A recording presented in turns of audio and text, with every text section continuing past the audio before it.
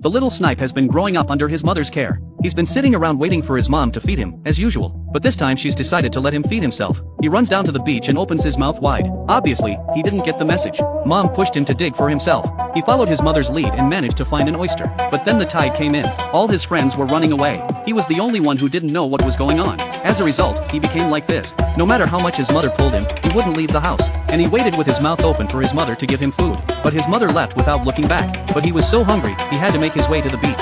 He aimed at an oyster. Another wave came. He was so scared, he ran away and got under the seaweed. Then two feeding hermit crabs dragged him out. He sees a cute baby crab. They played together and became good friends. The baby crab follows its mother and father to the sea.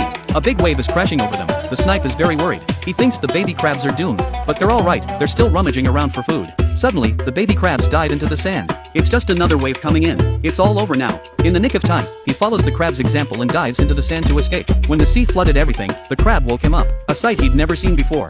He finally realized what his mother said about oysters being where there are bubbles. When the tide went out, he jumped for joy. He was no longer afraid of the waves. Every time he searched for food, he found it with precision, until he pulls out a giant oyster and shares it with his companions. It was a moment of fulfillment. From that moment on, he was no longer a baby hiding in his swaddling clothes. He became his mother's pride. Every child has his own way of growing up. Each little snipe has his own sea oyster to find. If parents refuse to let go, they will become society's giant babies. Once they're out of care, they'll never get anywhere.